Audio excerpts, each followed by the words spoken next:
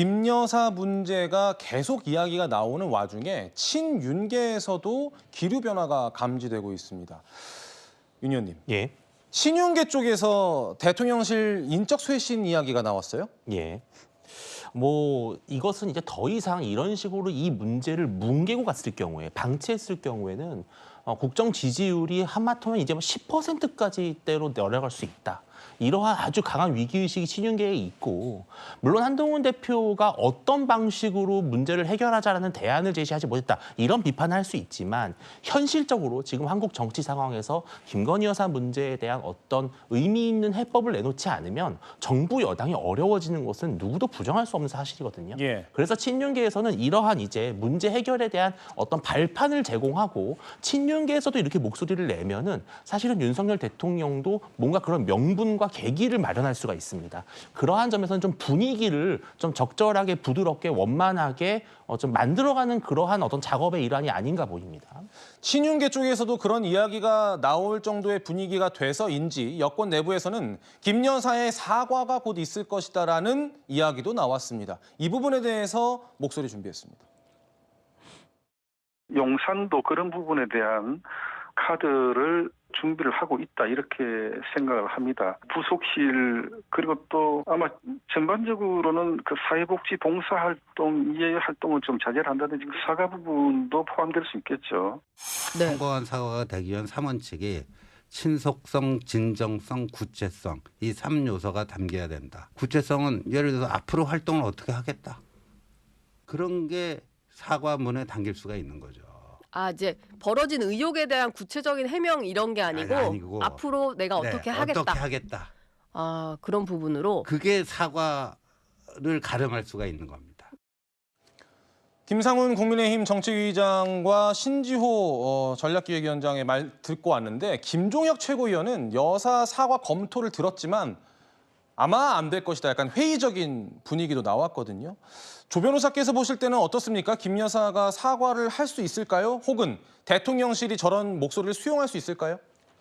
저는 그럴 가능성이 좀 굉장히 낮지 않을까 하는 생각이 드는데요. 사과를 하실 수 있었다면 사과를 할 기회가 굉장히 많았습니다.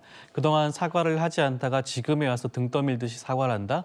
아마 사과를 한다고 하더라도 많은 국민들이 그 사과를 받아들일지도 의문이죠. 지금은 김건희 여사가 사과를 할 게 아니라 김건희 여사와 관련된 각종 국정농단, 국정 개입, 당무 개입에 관련된 각종 의혹에 대해서 적극적으로 수사에 임하겠다, 김건희 특검법을 수용하겠다, 라는 발언 정도의 수준이 나와야지 아마 국민들이 납득을 하고 김건희 여사의 진정성을 아마 많은 분들이 받아들일 수 있지 않을까 생각이 듭니다. 그렇기 때문에 지금 단계에서 단순한 사과조차는 과연 대통령실이 받아들일까 하더라도 그만큼의 의미가 있을 거라는 생각이 듭니다. 알겠습니다.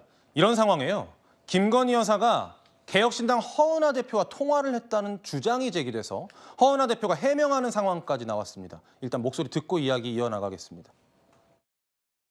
네, 전화는 받았습니다만 최근은 아닙니다. 7월 12일에 시부상이 있었습니다. 위로 전화를 주셨죠. 지난주에 최근에 통화했다라는 말은 사실이 아니다. 뭐 여러 가지 얘기 나눴습니다. 기사로도 나온 것들이 있던데 한동훈 대표에 대해서는 조금 불만이 있으시구나, 좀 약간 언짢음이 있구나 정도. 한동훈 대표가 막 그걸 안 읽고 씹었다, 그게 공개가 되면서 난리 났던 그때쯤이니까. 그래서 한동훈 서운하다고 대표 하셨었나 보다. 섭섭함이 좀 느껴졌거든요. 섭섭함을 생각하시면은 진짜 큰 문제인 거죠. 지금은 본인 개인의 섭섭함의 문제가 아니라 국민들이 얼마나 억장이 무너지고 있는지 그 부분에 대한 생각을 하셔야 영부인의 자격이 있는 겁니다. 이 부분에 대해서는 여야 두 분께 짧게 답변을 좀 들어보고 싶은데요. 그러니까 지난주에 통화했다는 주장에 대해서는 그건 사실이 아니다, 지난주는 아니다, 그런데 7월에 통화한 건 맞다라는 이야기를 했고요. 김 여사가 이른바 한동훈 대표의 일심 논란에 대해서 서운함을 토로했다라는 내용의 통화 내용을 전해줬습니다.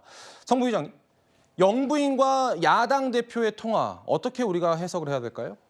글쎄요, 뭐 일단 통화를 할 수 있다고 생각합니다. 근데 저렇게 드러나는 것 자체가 문제인 거고요. 그러니까 얼마나 많은 사람들과 전방위적으로 통화를 하셨으면 김건희 여사의 문자, 김건희 여사의 통화, 이런 것들이 영부인의 통화나 문자가 전 드러나는 것을 이전 정부에서 본 적이 없거든요. 이런 것 자체가 문제라는 말씀을 드리고 싶고, 지금 억울해하고 있잖아요. 단순히 익십 때문에 억울한 게 아니라 본인의 처지가 매우 억울하다는 걸 말씀을 하고 계시는 거기 때문에 저는 그 이후에 국민의힘 뿐만 아니라 국민들 입장에서 봤을 때는 훨씬 더 많은 의혹들이 드러나고 있습니다.